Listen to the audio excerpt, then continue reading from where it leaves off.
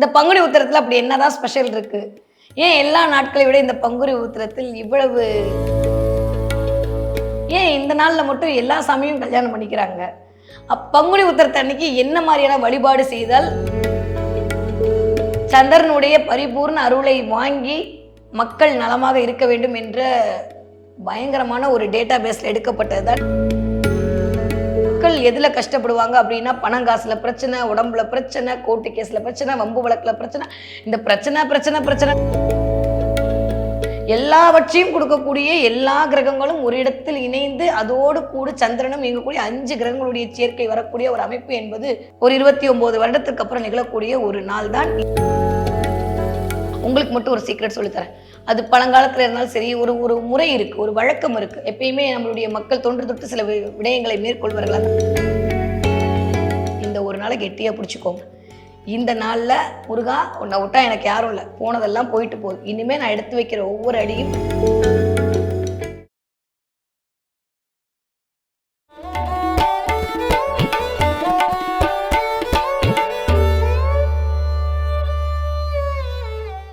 உலகெங்கும் உள்ள ஐபிஎன் பக்தி நேயர்களுக்கு வணக்கம். நான் உங்க வித்யா கார்த்திக். நிறைய ராசி பலன்கள்லாம் பார்த்துட்டோம். இந்த எபிசோட்ல என்ன பார்க்க போறோம் அப்படின்னா, பங்குனி மாதம் சிறப்பு பலன்களோடு சேர்ந்து எல்லாருக்கும் மோஸ்ட் ஃபேவரட்டான ஒரு நாள் இருக்கு, பங்குனி உத்திரம். இந்த பங்குனி உத்திரத்துல அப்படி என்னதான் ஸ்பெஷல் இருக்கு? ஏன் எல்லா நாட்களை விட இந்த பங்குனி உத்திரத்தில் இவ்வளவு அதீத கவனம் செலுத்துகிறார்கள்? ஏன் இந்த நாள்ல மட்டும் எல்லா சாமியும் கல்யாணம் பண்ணிக்கிறாங்க? பங்குனி உத்திரத்து அன்னைக்கு என்ன மாதிரியான வழிபாடு செய்தால் நாம் செல்வத்தில் மேன்மத்தை அடைய முடியும்? எனக்கான வாய்ப்புகளை எப்படி ஈர்த்து கொள்வது, அதற்கு எந்த தெய்வத்தை பிடித்துக் கொள்வதுன்ற மாதிரி இந்த எபிசோட் ஃபுல்லாக பங்குனி உத்திரம் குறித்த நிறைய சுவாரஸ்யமாக அதே ஜோதிட ரீதியான தகவலை நான் உங்ககிட்ட இந்த தடவை பகிர்ந்து கொள்ள வந்திருக்கிறேன். இந்த தடவை ஆரம்பிக்கும் போதே பங்குனி உத்திரம் எப்போ ஆரம்பிக்குது அப்படின்னு ஒரு டேட்டாவோட எடுத்தோம்னா, மார்ச் மாதம் 31 மத்தியானம் 3:47 ஏப்ரல் மாதம் 1 சாயங்காலம் 4:15 வரைக்கும் உத்திரம் நட்சத்திரம் இருக்கு. ஓகே.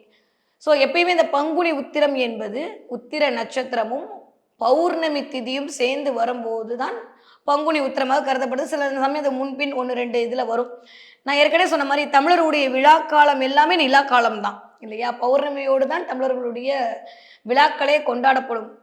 நம்மளுக்கு தைப்பூசமாக இருக்கட்டும், நம்மளுடைய எல்லா விழாக்களும் எடுத்து பார்த்தீங்கன்னா அது நிலா கூட பௌர்ணமியோட முழு நாளில் தான் வந்து கொண்டாடுவார்கள். ஏன்னா வாழ்க்கை முழுமையாக சந்திரனுடைய பரிபூர்ண அருளை வாங்கி மக்கள் நலமாக இருக்க வேண்டும் என்ற பயங்கரமான ஒரு டேட்டா பேஸ்ல எடுக்கப்பட்டது தான் இந்த நாட்கள் எல்லாமே. அப்படி இருக்கக்கூடிய அதிசிறப்பு வாய்ந்த இந்த பங்குனி உத்திர நாள் என்பது உத்திர நட்சத்திரமும் பௌர்ணமி திதியும் இணைந்து வரக்கூடிய ஒரு நாளாக இந்த வருடம் வருது.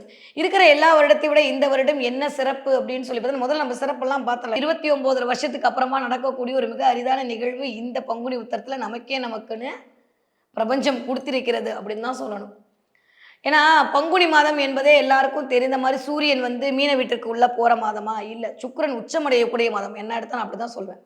சுக்கிரன் உச்சமடைஞ்சிட்டாலே உலக உயிர்கள் அப்படியே செலுத்தி விடும். எல்லா உலக உயிர்களுக்குமான ஒரு உயிர்ப்பை கொடுக்கக்கூடிய, ஒரு உலகிலே கொடுக்கக்கூடிய, உள்ளார்ந்த சுகங்களை கொடுக்கக்கூடிய, அனுபவிக்க வைக்கக்கூடிய ஒரு ஆள் யாருன்னா அது நம்பால் சுக்கிரன் தான் இல்லையா? அவர் உச்சமடையக்கூடிய ஒரு ஒரு இடம், ஒரு வீடு என்னன்னா மீன வீடு. அது இந்த பங்குனி மாதத்தில் தான் இண்டிகேட் பண்ணிட்டு இருக்கு. அதே மாதிரி சூரியன் தன்னுடைய நகர்வை கும்ப வீட்டிலிருந்து மீன வீட்டுக்கு கொண்டு போகக்கூடிய நேரம் இந்த பங்குனி மாதம்.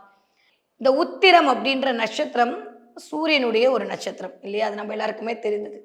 சூரியனும் நிலவும் ஒன்றாக இணைந்து ஜோதிட ரீதியாக ஒரு ஜோதிடராக உங்ககிட்ட நான் பேசணும் அப்படின்னா, தன்னுடைய 7ஆம் பார்வையாக ரெண்டும் சேர்ந்து பார்க்கக்கூடிய ஒரு இடம் என்ன? கன்னி வீடு. கன்னி வீடுனாலே கலைகளின் அரசி தான் கன்னி, நான் சொல்லியிருக்கேன். இந்த வருடம் ஏன் இவ்வளவு சிறப்பு அப்படின்னா, இந்த வருடம் சனியுடைய அமைப்பும் சேர்ந்து அந்த இடத்துல இருக்க போகுது.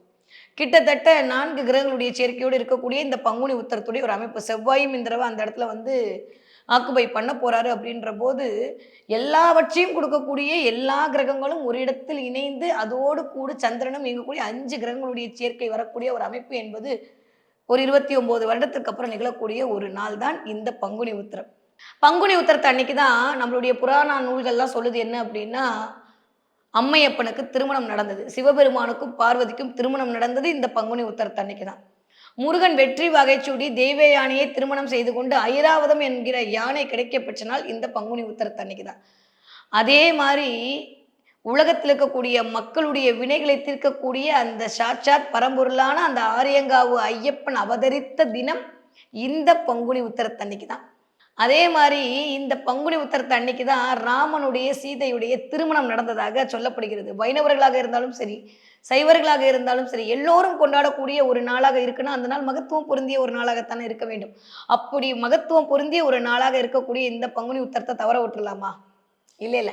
அப்ப இந்த நாள்ல என்ன மாதிரியான வழிபாடுகள் செய்தால் நம் வாழ்க்கையில் என்ன விதமான விஷயங்களை அடைய முடியும் அப்படின்னு சொல்லி பார்த்தோம்னா, முதல்ல பங்குனி உத்தரத்து அன்னைக்கு நீங்க வழிபாடு செய்றீங்க, விரத முறை இருக்கிறீங்கன்னா, கல்யாணம் ஆகாதவர்களுக்கு திருமணம் நடக்கும். திருமணம் அப்படின்ற விஷயத்துல இதுவரைக்கும் எனக்கு தடையாக இருந்து கொண்டே இருக்கு அப்படின்னா, உங்களுக்குன்னு அப்படி அழகா தூக்கி ஒரு நாள குடுத்துருக்காங்க. நமக்கு தெரிந்த இந்த பங்குனி உத்திரத்து அன்னைக்கு. அதுவும் ஏப்ரல் 1ஆம் தேதி இந்த தடவ பங்குனி உத்திரம் வருது. எப்பயுமே நம்மளுடைய முன்னோர்கள் ஒரு கணக்கு எழுப்புவாங்க. சூரியன் வந்து இருக்கும்போது அந்த திதி இருந்தால் தான் அந்த நாள் கருதப்படும். அமாவாசையும் அப்படிதான் நம்ம சொல்லுவோம். பௌர்ணமியும் அப்படிதான் சொல்லுவோம். அந்த வகையில ஏப்ரல் 1ஆம் தேதி 8:34 இந்த சூரியனோடு சேர்ந்து இருக்கக்கூடிய இந்த பங்குனி உத்திரம் சிறப்பு வாய்ந்த நேரமாக கருதப்படுகிறது. ஸோ இந்த நேரத்துல உங்களுடைய வழிபாடை நீங்கள் மேற்கொள்ள ஆரம்பிக்கும்போது, இந்த ஒரு நாள் நீங்கள் விரதமாக இருந்து முருகா என்று சொன்னால் அவனிடம்தான் சகலமும் அடங்கியிருக்கிறது.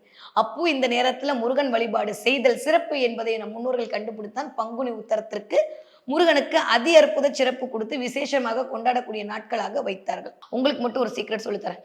அது பழங்காலத்துல இருந்தாலும் சரி, ஒரு ஒரு முறை இருக்கு, ஒரு வழக்கம் இருக்கு. எப்பயுமே நம்மளுடைய மக்கள் தொன்று தொட்டு சில விடயங்களை மேற்கொள்வார்கள். அந்த மாதிரி பழனி ஊராக இருந்தாலும் சரி, அதை சுற்றி இருக்கக்கூடிய மக்கள், இல்லை பழனி ஊரை கொண்டாடக்கூடிய மக்கள், பழனிக்கு காவடி எடுக்கக்கூடிய மக்கள், இன்னும் சில இனத்தவர் என்று சொல்லக்கூடிய ஆட்கள் எல்லாருமே என்ன பண்ணுவாங்கன்னா, முருகனை தன்னோட பிசினஸ் பார்ட்னரா சேர்த்துப்பாங்க. நம்மளும் அப்படித்தானே பண்ணுவோம். முருகனை பிசினஸ் பார்ட்னரா சேர்த்துப்பாங்க. பிசினஸ் பார்ட்னர் சேர்த்தோடனே கார்த்திகேயன் தான் சேர்த்துட்டா கொடுக்க மாட்டானா, கை நிறைய கொடுப்பான். கை நிறைய கொடுக்கக்கூடிய அந்த பணத்தை மாதா மாதம் சேர்த்து வைத்து இந்த பங்குனி உத்தரத்து அன்னைக்கு கொண்டு வந்து உண்டியல்ல சேர்ப்பார்கள். இது ஒரு வழக்கம். அப்படி சேர்த்தாங்கன்னா அடுத்து வரக்கூடிய தொழில் மிகச்சரியாக நடக்கும் என்பது அவர்களுடைய அசைக்க முடியாத நம்பிக்கை. இதை யாரெல்லாம் ஃபாலோ பண்ணிட்டு வராங்களோ அவர்கள் எல்லாம் செல்வத்தின் மேன்மத்தில் தான் இருப்பார்கள். இந்த வருடம் ஒரு 29 வருடத்துக்கு அப்புறம் ஒரு சூப்பரான ஒரு டைம் பீரியட். செவ்வாயுடைய அமைப்பும் அங்கே இருக்க போகுது, சனியுடைய அமைப்பும் அங்கே இருக்க போகுது, அதே மாதிரி சூரியனுடைய அமைப்பும் அங்கே இருக்க போகுது, சந்திரனுடைய அமைப்பும் அங்கே இருக்க போது. இந்த நேரத்தில் பிறக்கக்கூடிய இந்த பங்குனி உத்திர நாளில் இந்த வருடம் யாரெல்லாம் இதுக்கு மேலே எனக்கு வாழ்க்கை வாழவே முடியாது, தொழிலில் நான் ஏமாந்துட்டேன், தொழிலில் நஷ்டம் அடைஞ்சிட்டேன், வருமானமே வரமாட்டேங்குது, எனக்கு காசே தங்க மாட்டேங்குது அப்படின்னு நினச்சிங்கன்னா இந்த ஒரு நாளை கெட்டியாக பிடிச்சிக்கோங்க. இந்த நாளில் முருகா உன்னை விட்டா எனக்கு யாரும் இல்லை, போனதெல்லாம் போயிட்டு போகுது, இனிமேல் நான் எடுத்து வைக்கிற ஒவ்வொரு அடியும் உன் கையை பிடிச்சிட்டு தான் நடக்க போகிறேன், நீ பிடிச்சிக்கோ என் கையை அப்படின்ற மாதிரி ஒரு பார்ட்னர்ஷிப்பை இந்த பங்குனி உத்திரத்தன்னைக்கு முருகனோட நீங்கள் போட்டிங்களே ஆனால் அடுத்த பங்குனி உத்திரத்திற்குள் உங்களுடைய வாழ்க்கையில் நீங்கள் மிகச்சரியான செல்வந்தர்களாக மாறுவீர்கள் என்பது கண்கூடான உண்மை.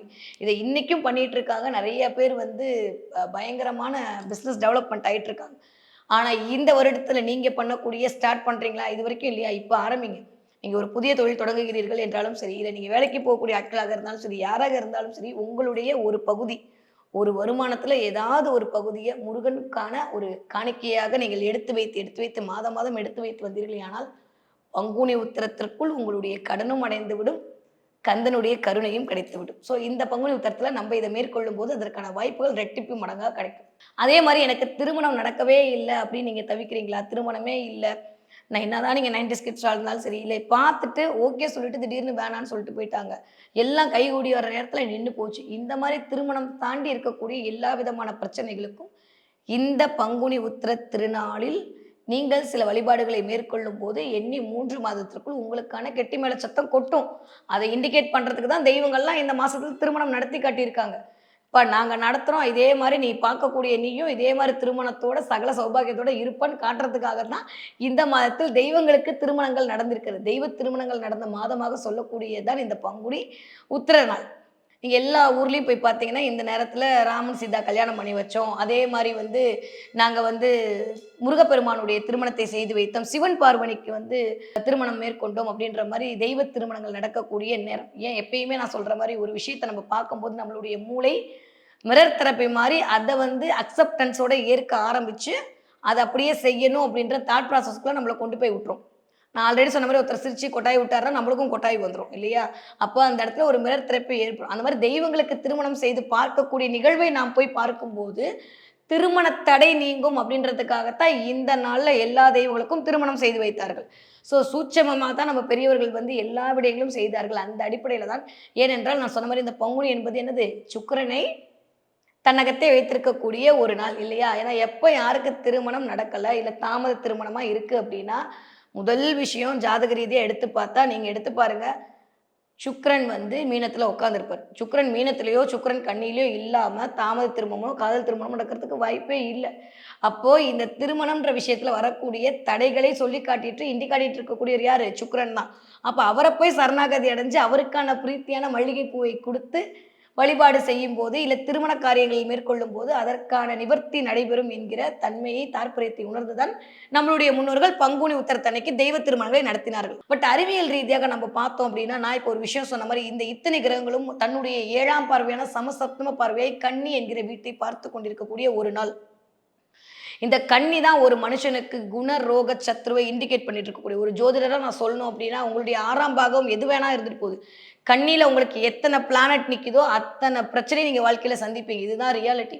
காலபுருஷ தத்துவம் இயங்காம எதுவுமே இயங்காது. அப்போ யாருக்கெல்லாம் கன்னி வீட்டின் வழியாக பிரச்சனை வருகிறதோ, இந்த பங்குனி உத்திரத்தன்னைக்கு நீங்கள் வழிபாடு செய்ய செய்ய செய்ய அந்த கந்தன் அருளால் நம்மளுடைய கவலைகள் மட்டுமல்ல, காரிய தடைகளும் நிவர்த்தியாகும். ஓகே. இப்போ நீங்க வந்து வேலை கிடைக்கணும், ஜெயிக்கணும், பணம் காசு போணும், கடன் இல்லாம இருக்கணும், நிம்மதியா இருக்கணும், சந்தோஷமா இருக்கணும்னு நினைச்சீங்கன்னா, இந்த பங்குனி உத்திர திருநாள் அன்னைக்கு நான் சொன்ன மாரி 8 மணி 17 நிமிடத்திலிருந்து அடுத்த நாள் வரைக்கும் இருக்கு. நம்ம அடுத்த நாள் வரைக்கும் வேண்டாம். இந்த ஒரு நாள் ஏப்ரல் 1ஆம் தேதி 4:30 மணி வரைக்கும் இருக்கு இந்த உத்திர நட்சத்திரம். ஸோ காலையிலேருந்து சாயந்தரம் வரைக்கும் கண்டிப்பாக சாயந்தரத்துக்கு அப்புறம் தான் என்னால் பண்ண முடியும்னா ஒன்றும் பிரச்சனை இல்லை. நீங்கள் ஆஃபீஸ் போகிறீங்க, அன்றைக்கி லீவெல்லாம் போட முடியாட்டி ஒன்றும் ப்ராப்ளம் இல்லை. இந்த தடவை என்னென்னா புதன்கிழமையாக வருது. நான் ஏற்கனவே சொன்ன மாதிரி நியூ பிகினிங் எல்லாம் இண்டிகேட் பண்ணுறவர் யார்? புதன் தான். யாரெல்லாம் இந்த பங்குனி உத்திரத்தன்னைக்கு இந்த வருடம் வழிபாடு செய்கிறீர்களோ எண்ணி வச்சுக்கோங்க, வாழ்க்கையில புதிய புதிய விஷயங்களை நீங்க அட்ராக்ட் பண்ணி லைஃப்ல வெற்றி மேல் வெற்றி சூடக்கூடிய மனிதராக மாறப்போகிறீர்கள். அதுல எந்த மாற்று கருத்தும் இல்லை. ஷட்கோணங்கள் போட்டு அந்த ஷட்கோணங்கள்ல 6 வகையான விளக்குகள் ஏற்றி வைத்து சம்பங்கி பூ, நல்லா நோட் பண்ணுங்க, சம்பங்கி பூ. இதுதான் அந்த சம்பங்கி பூ. நான் ஆல்ரெடி சொல்லியிருக்கேன், சம்பங்கி பூ தான் மகாலட்சுமியை வசீகரம் பண்ணுவதற்கான ஒரு மலர்.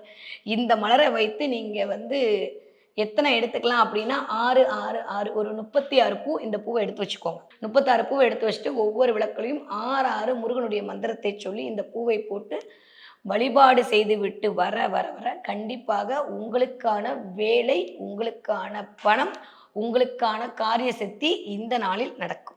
இந்த சம்பங்கி பூ போடும்போது உங்களுக்கு தெரிஞ்ச ஓம் சரவணபவ மந்திரம் சொன்னாலே போதும். இல்லாட்டி ஓம் ஐம் க்ளீம் ரீம் சரவணபவ, ஓம் ஐம் க்ளீம் ரீம் சரவணபவ. இந்த மந்திரத்தை 6 தடவை சொல்லி அந்த 6 விளக்குகளுக்கும் நீங்கள் போட்டு வச்சுட்டு ஒரு கந்த சஷ்டி கவசம் போட்டு முருகப்பெருமான்கிட்ட ஒரே ஒரு ஊதுபத்தி. ஏன்னா தூபம் எல்லாம் கேதுவின் காரகத்துவம். புகையெல்லாம் வீட்டுக்குள்ளே போனால் தான் நெகட்டிவிட்டி வெளியில் போகும். அப்போ கண்டிப்பாக எனக்கு இந்த ஸ்கின் அலர்ஜி இருக்குது, எனக்கு நோஸ் அலர்ஜி இருக்குது, இதெல்லாம் வேண்டாம். உங்களுக்கு என்ன தோணுதோ முடிஞ்சால் சாம்பிராணி போட முடிஞ்சால் ரொம்ப சூப்பர். மருதாணி இலை போட்டு குங்குளிகம் போட்டு சாம்பிராணி போட்டிங்கன்னா சூப்பர். இல்லை மேடம் எனக்கு அதெல்லாம் வாங்க முடியாது, வெண்கடுகு போட்டு மருதாணி இலை போட்டு அன்றைக்கி சாம்பிராணி போடுங்க. பால் சாம்பிராணி போட்டு உங்கள் வீடு ஃபுல்லாக அன்றைக்கி ஃபுல்லாக சாயந்தரம் போட்டு விடுங்க. இல்லையா நான் எங்கேயோ ஒரு இடத்துல இருக்கேன், அதனால் அதெல்லாம் முடியாதுன்னா ஒரே ஒரு ஊதுபதி ஸ்டிக்கை ஏற்றி வச்சு அந்த மனத்தில் அந்த 17 நிமிஷமும் அந்த கந்த சஷ்டி கவசத்தை உங்களால் பாட முடியும்னா திரும்ப சொல்லுங்கள். இல்லையா தயவு செஞ்சு வேறு ஃபோனெல்லாம் ஆஃப் பண்ணி வச்சுட்டு ஒரு 17 நிமிஷம் உங்களுக்கு ஒதுக்கி அந்த பாட்டை கேளுங்க. இப்போ நான் சொன்ன இந்த மந்திரத்தோடு சம்பங்கி பூ மாலை கட்டியிருந்தாலும் சரி, இல்லை சம்பங்கி பூ எடுத்து ஒரு 36 பூ எடுத்து வச்சுட்டு 36 தடம் இந்த மந்திரத்தை சொல்லி முருகனிடம் மனமுருக வேண்டிக் கொண்டிரே. ஆனால் எப்பேற்பட்ட நோயும், எப்பேற்பட்ட கடனும், எப்பேற்பட்ட எதிரி தொல்லையும் இந்த வருடத்திலிருந்து, இந்த பங்குனி உத்தரத்திலிருந்து கொஞ்சம் கொஞ்சமாக அவன் அருளால் விலகுவதை நீங்களே அடுத்தவரிடம் கண்கூடாக உணர்வீர்கள். இப்போ நான் கல்யாணத்துக்கு தான் மேடம் விரதம் இருக்கணும்னு நினைக்கிறேன். எனக்கு கல்யாணம் நடக்கணும், எனக்கு திருமணம் நடக்கணும், என் பிள்ளைக்கு திருமணம் நடக்கணும், இல்லை எனக்கு நல்ல வரன் கிடைக்கணும், நல்ல பொண்ணு கிடைக்கணும், நல்ல பையன் கிடைக்கணும், குழந்தை பேர் கிடைக்கணும், இதுக்காக நான் விரதம் இருக்க வேண்டும் என்றால் காமேஸ்வரி விரதம் இருக்குது. அது ரொம்ப நீங்கள் இதுக்குள்ளே போனதாக இருக்கும். இருந்தால் சிவபெருமானையும் அம்பிகையும் வைத்துக் கொள்ளுங்கள். இல்லையா உங்கள் வீட்டில் மகாவிஷ்ணு மகாலட்சுமி இருக்காளா, அவர்கள் 2 பேருடைய படம் இருந்தாலே மோர் தென் என்ன அதையே வச்சுக்கொள்ளுங்க. 5 ஏலக்காய் 3 கிராம், இந்த கையில் வந்து 5 ஏலக்காய், இந்த கையில் ஒரு 3 கிராம், இது 2ஐயும் எடுத்து வைத்து விட்டு மகாலட்சுமியை மனதார வேண்டிக்கிட்டு சுக்கிர பகவானை மனதார வேண்டிக் கொண்டு இந்த வருடத்திலிருந்து என்னுடைய பெண்ணுக்கு திருமணம் நடக்க வேண்டும், திருமணம் கைகூட வேண்டும் என்று விருட்சி பூ என்று ஒரு பூ உண்டு. அது நம்ம ஊரில் இட்லி பூன்னு சொல்லுவோம். அது கிடைக்குதான்னு பாருங்க. அப்படி இட்லி பூ கிடைச்சதுன்னா ரொம்ப விசேஷம். அம்பாளுக்கு பிரீத்தமான பூ அது. அப்படி இல்லாட்டி மல்லிகை பூ நெறைய எடுத்துக்கோங்க. நம்மளுக்கு பெரிய சம்மந்தம் வேணா நம்ம பெரிய கொஞ்சம் நெறைய மல்லிகை பூ எடுத்துக்கலாம். ஐயோ! ரூ. 100 முழம் விக்குதுன்னா யோசிக்கக்கூடாது. ஓகேவா டீலா? அப்போ கொஞ்சம் கை நெறைய மல்லிகை பூ எடுத்துக்கிட்டு, மகாலட்சுமி அஷ்டகம் அப்படின்னு போட்டீங்கன்னா நெட்ல வரும்.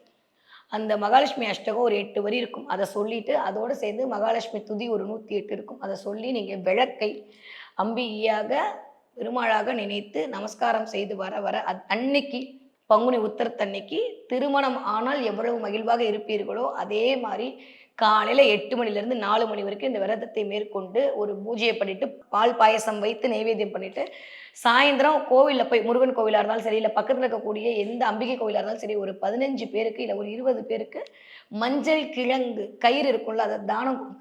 சரடோட இருக்கக்கூடிய அந்த இருக்கும். உங்களுக்கு தெரியும். அந்த மஞ்ச கயிறு இருக்கும். ஒரு கயிறு 2 மஞ்சள் குங்குமத்தோட ஒரு கவர்ல போட்டு கிடைக்கும். இருந்தா அத நீங்க வந்து தானமாக குடுங்க.